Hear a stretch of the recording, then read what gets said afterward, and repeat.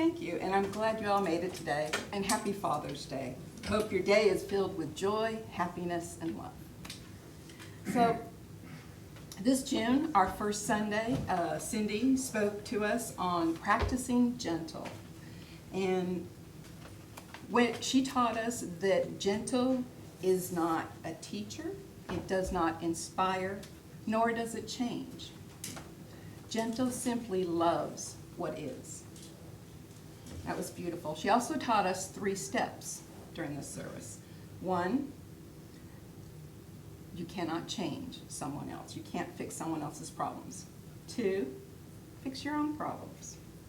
3, we are child of God. And then our second Sunday, she spoke on loving my life. And what she taught us was that if we can't love our own lives, then how can we love someone else's? She told us that if we can learn to love the world as children of God, that is sustainable. That will go out into the world. And both of these services were wonderful. You can see them on Facebook, YouTube, or the InterQuest website. And I hope you go back and watch them. So today, let's get back to fathers. Most of us have memories that we draw on, and we can look back on childhood memories or recent ones about our father, and we think back and we can laugh or cry or just even smile. There's something that we draw from constantly, if our father's involved in our lives. But you remember when your father held you, you could feel that love he had for you. And in his arms, you loved him just as much as he loved you. The energy flowed back and forth. It was an exchange. It was a beautiful exchange. And for as much as we love our fathers, well, sometimes the relationships are complicated, but most relationships are, right?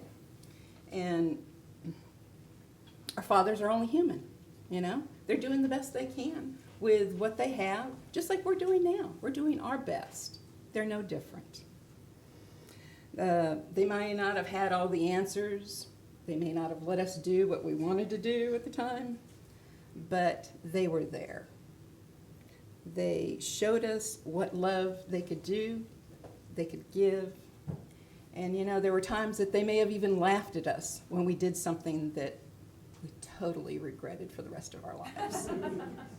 Like, my son, I love him, but one day he comes out of the bathroom with a plunger stuck to his face saying, "Look at me! Look at me!" He didn't have a clue what a plunger was used for. Not a clue. And to this day, he regrets that. So anyway, they love us. Generally their hearts are in the right place, and they're going to do what they can to support us through that love. But so today I've got this board up. I'm going to adjust it just a little bit. And I wanted to kind of make a list of some of our Father's attributes. And it's not going to hit all of them, but I'm hoping that you're going to see something that you can reflect on, that sparks a memory.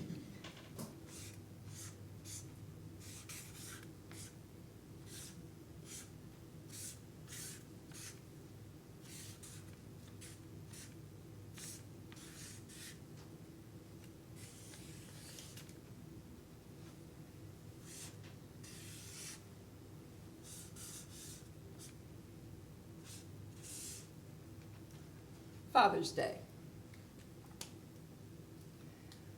Now, I'm going to start, and we're going to work our way through this and see where we land. Okay, the first attribute is friendship. Now, we may not always think of friendship when we think of our fathers. Sometimes it can be a challenge, but they're there. They care about us. They're always wondering what's going on in our lives, if we enjoy the jobs that we're doing, how's our friends, what kind of after-work curriculum are you participating in? But Friendship is about caring, and our fathers usually care about us. And I'm not just talking about the emotional care. I'm talking about, the physical care. I'm talking about emotional care. They are there to listen to our deepest stories, to cry on their shoulders, and they're always ready to lift us up when our spirits are down. And then they'll turn around and they'll cheer us on. Go for it. Do what you want to do. Get out there. And they're more than happy to celebrate with us in our victories. That's part of friendship. Another part is they let us make choices on our own. They let us experience life. They are friends. And friendships can have their challenges too. I'm not saying they don't. They're going to ebb and flow, just like any other friendship. But our father-child relationship, father-child friendship, can be one of the most important ones in our lives. Okay? So let's move on to the next.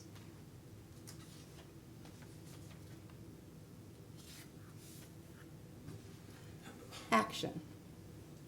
Now, here is metaphysical Christians.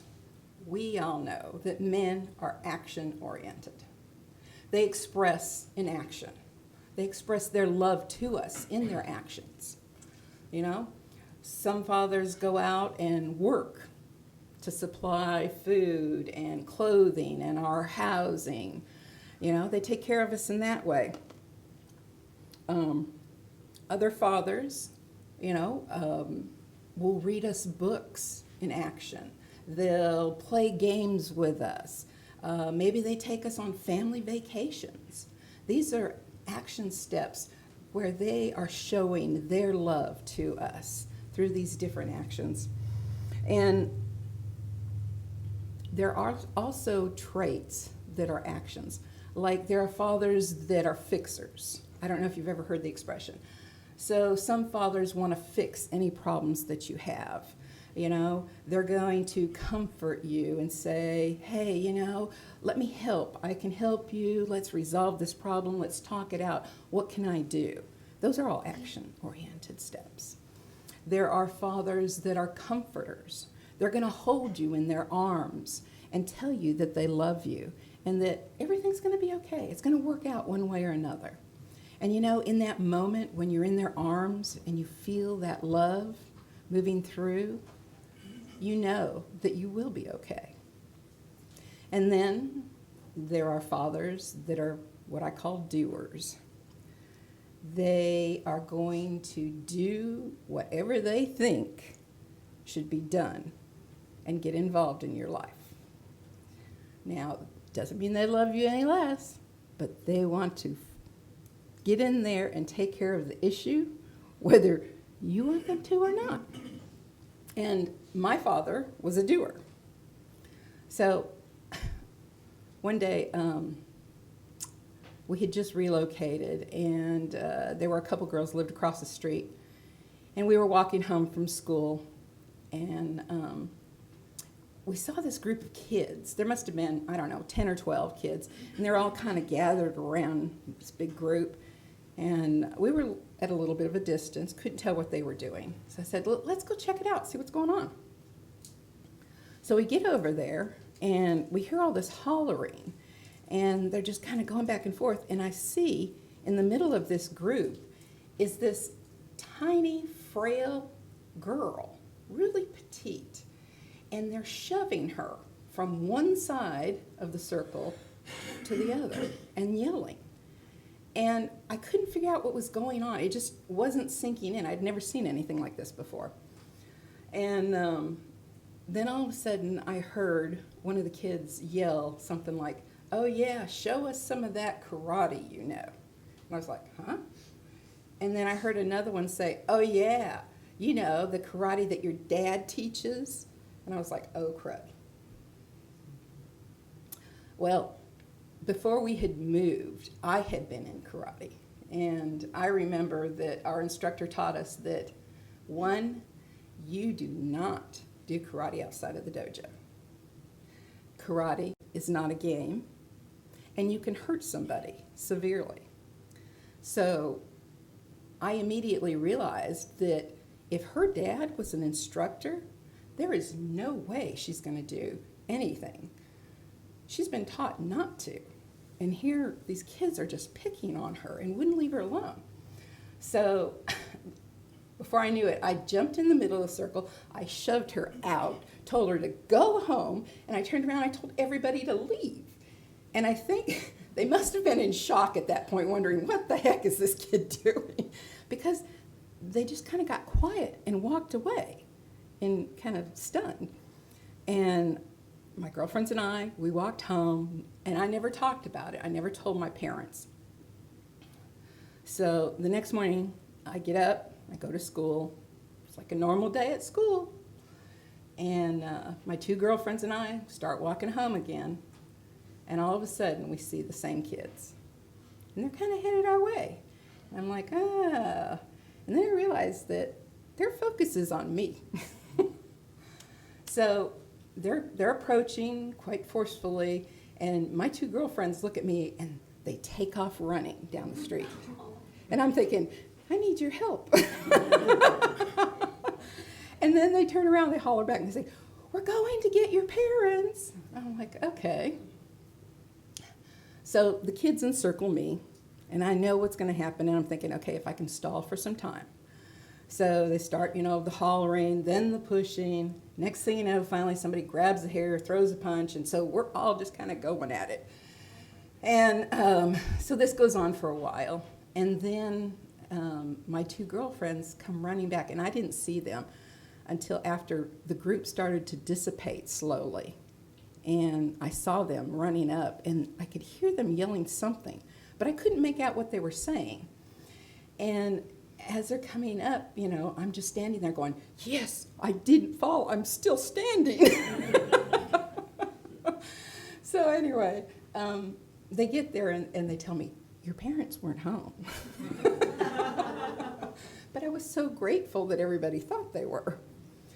Well, I was a little battered and bruised, so my parents did find out that I had been in a fight, and I told my father, of course, exactly what had happened. And he didn't say much. It was very quiet, and I thought that was very interesting. So the next morning, I hear a knock on the bedroom, and he opens the door, and he says, I'm taking you to school today. And I just kind of went, oh, crud. Because I knew he was going to get involved. How, I didn't know, but I knew. So I get ready and go outside, and there he is. And he looks at me, and he says, get on. You see, what I hadn't told you, my father was a Hell's Angel, and here he was on his custom Harley. He's got his bandana on, he's got his sunglasses, his leather gloves, boots, chaps, and he's wearing his colors. Now, up to this point, I had never been on his bike. So I look at him, and he says again, get on. So I got on. We didn't live far from the school. So he drives me up to the school, and we pull up, and we sit there, and he revs the engine. Vroom, vroom, about 3 or 4 times, right? He wants to make sure he's got everybody's attention. Once he has, he goes, are any of these kids, with his hand out, the kids from yesterday? And I am behind him, and I'm just sinking slower and slower. Total embarrassment. And I go, no. And then he revs his engine a few more times to make sure that everybody knew. Sorry. Everybody knew that he was there, and he was dropping me off. So I get off the bike, and I'm feeling totally embarrassed, slightly humiliated. But what I can tell you is that those kids never jumped me again. And by the afternoon, everyone knew who my father was. So that's a doer for you. One experience. Okay, so let's move on to the next trait.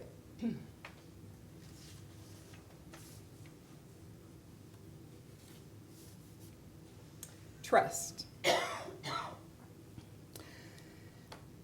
We trust our fathers. As children, we trust what they're saying is true, and we watch them and learn from them. We learn to become trustworthy ourselves. And this is something that moves through our life as we grow up. We express that trust to other people. But then there are some of us, as we know, have to learn through experience. I happen to be one. So when my father, says something, I'm like, you're full of it. You don't know what you're talking about. I'm going to do, I know. I've got this. I'm doing what I want to do. And then later on, I was in total amazement that he was right. And I shouldn't have been walking in the woods because there was poison oak. We have these moments, and hopefully trust is something that you can learn easily, because I've found it challenging and I haven't cared for some of the experiences. And they can be very interesting. So the second song that the choir sang, Sparrow, it just was so beautiful, and I found it interesting. I had found a couple verses in the Aquarian that I wanted to read on trust, and it talks about the flowers and the birds, and I just thought that was quite fitting.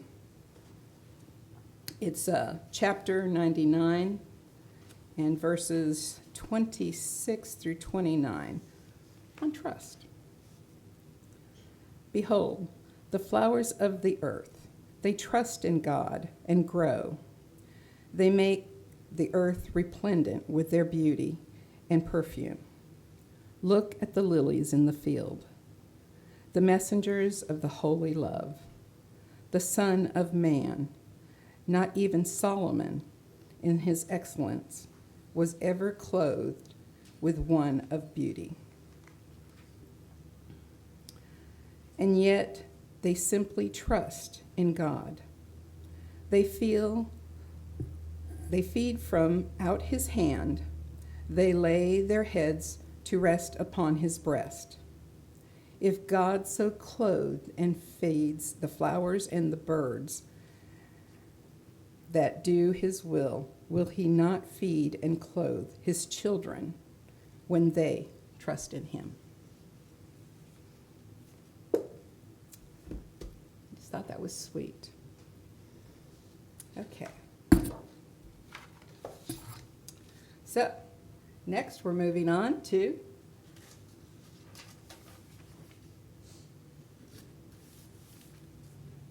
happiness. The day of our birth is one of the happiest days of our fathers' lives. They actually finally get to see their co-creation. We get to meet for the first time, father and child.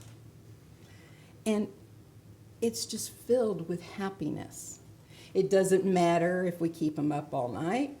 It doesn't matter if we spit up on their new shirt. It doesn't matter if we create the stinkiest diaper known to man. They are filled with happiness and joy. Joy for us. Some fathers are filled with happiness and ready to teach us anything we want to learn, like driving a car. There can be happy experiences there. We celebrate our birthdays together. We celebrate graduating high school together or college. There are different moments in our lives that we find happiness. And at those moments that we ourselves are filled with that joy and happiness, if you look, that same happiness and joy is on our Father's faces. They are enjoying it and smiling right along with us. And I think that's a beautiful thing. Okay, let's move to empowerment now.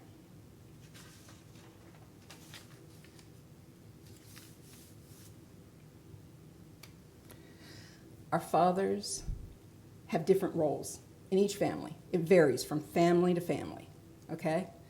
And we know this, and we accept it, because we're all different people. And in those roles, they are empowered. They are confident with what they do. Some fathers get out in the kitchen or on the grill and they work their magic, and next thing you know, you're sitting in front of a wonderful meal. It tastes better than anything you could ever experience.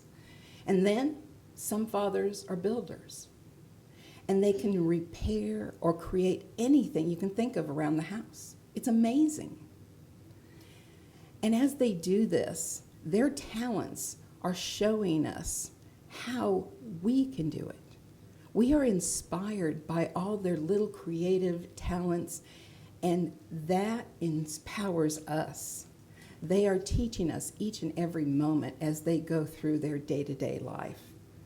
We see it, and we take in the knowledge of how to do things. Some things are more interesting to us than others. Some things we don't even want to be bothered with.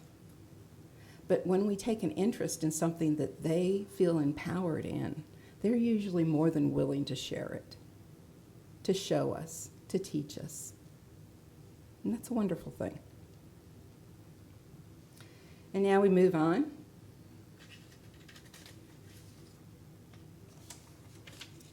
You know what? I'm going to share a story. I'm going to share a story about my grandfather. He was empowering. He taught me how to swim. You know, that my grandparents had a pool, and they would only let me in with them. And I realized that I wanted to be in the pool more often. I thought, well, if I knew how to swim, maybe I could be in the pool without them.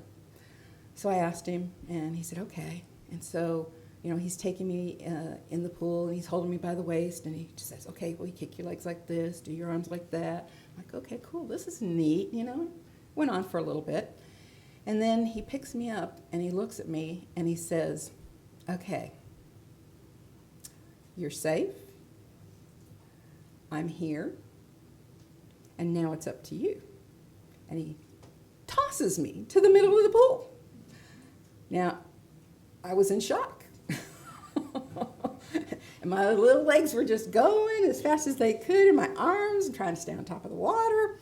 And I can see him standing there, and he's not moving. And I'm kicking even harder, and it's like, okay. I don't know if I'm getting closer or not. And I'm swallowing some water, and I just keep going. And I reach out, I can see his hand, I grab it, and he grabs me, and he pulls me up. And I'm like, oh, I'm alive, you know. That's the first thing is, oh my gosh, I'm alive. And I turn around and I look, and I realized that I had swam from the middle of that pool to my grandfather. Now, he empowered me at that moment. And it might not be the way that we would do it. I hope all of us are much more gentler. But he taught me the way he knew how to teach. And looking back, I realize that throughout my life, he gave me empowering lessons, and he did it with love. It may not have been the softest or the best, but it was always with love. And all those lessons made me who I am today. Okay? Respect.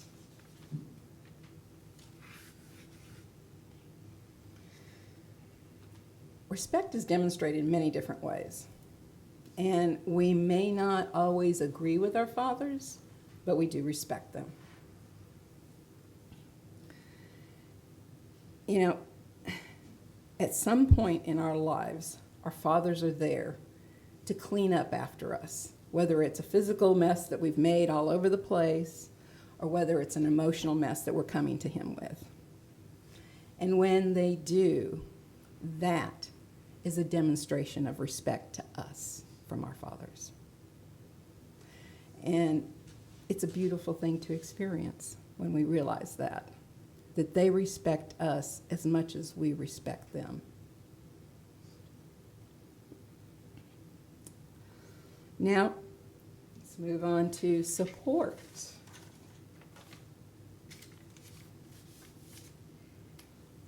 So when I got to support, I thought, oh my gosh, everybody knows support in one way or another. We've all experienced. So what am I going to say that's different? You know, I'm reaching. And at that moment I decided, okay, well, let me just look it up. It's the only one that I looked up in the dictionary. I looked at the definition. And it said, to endure bravely and quietly. And I thought, oh my gosh. And I thought, okay, to endure bravely and quietly. And I had an aha moment, and I kind of laughed, and I thought, you know, that's exactly what can happen at times.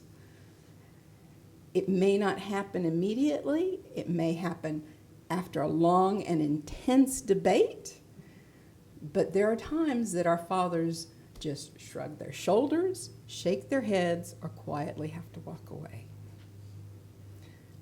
But they're supporting us in their way. They also show support by protecting us from different things. And as I said before, they allow us to make our choices and have our experiences. And you have to love somebody and support them in order to do that. So when Cindy asked me if I wanted to do a service, I said, yeah, I do. And she asked, okay, what Sunday do you want to do? And she's showing me, and I'm looking at the dates, 7, 14, 21, 28. And I was like, oh, 21, 2, 1, 3, communication. What a great day. And she says, oh, I think that's Father's Day. And I said, please no. Maybe not for the reason you are thinking. Anyway, for the last 2 weeks, I have been processing things that I had already completed, or at least I thought I had. You see, my father was not a loving man. He could be very harsh. And he had a great temperament for being a soldier and a biker. But the loving father was a stretch for him. But I chose to see the love in him. I had to choose. It wasn't just going to come freely. I had to dwell in and pick apart and see those moments that there was love. And some of us, unfortunately, do. But, you know, God brought father figures that lovingly supported me in my life. My father left when I was young. And I had an opportunity to have those good experiences.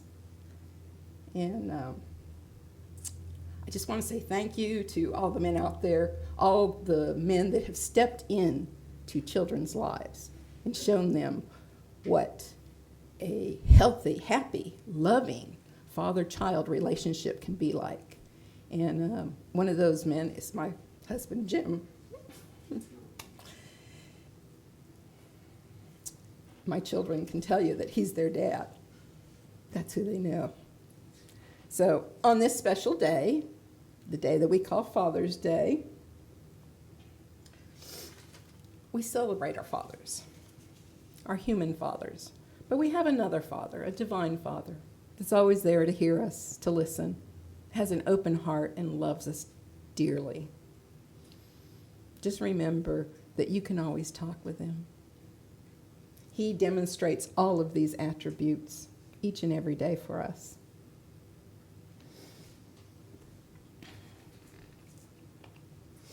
And the last is day. And I wanted to put these up at one time because our fathers, we celebrate them because of their devoted affection to all of you.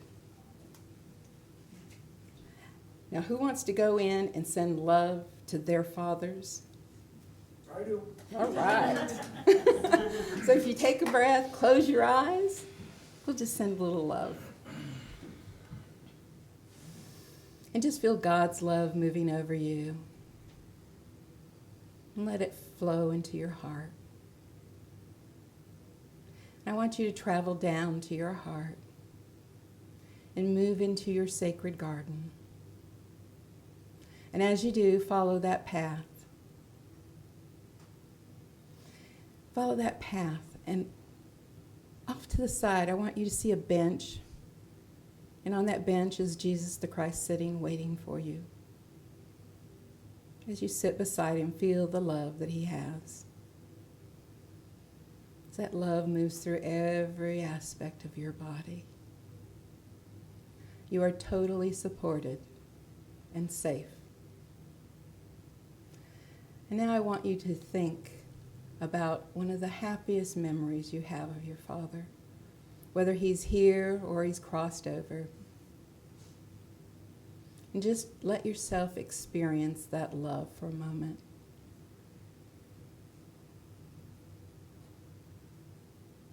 Let it move through you.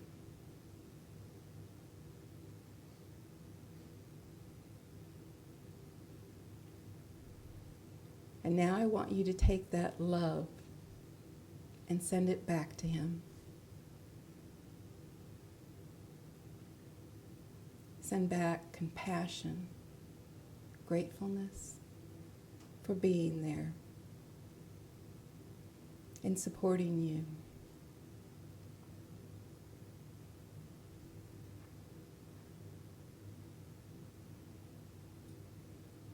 And now I want you to feel God's love. I want you to feel God's love moving through your heart.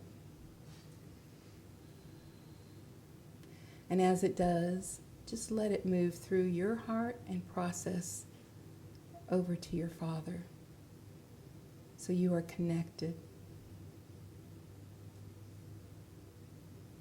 The love is flowing freely.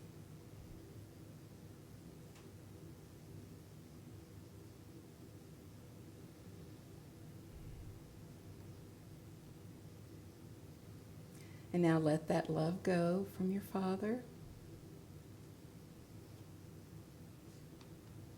And just bathe in God's love for a moment. You are totally supported in your walk by your divine Father.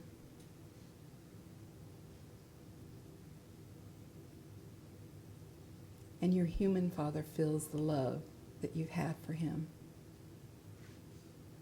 We honor them all for everything they have done for us.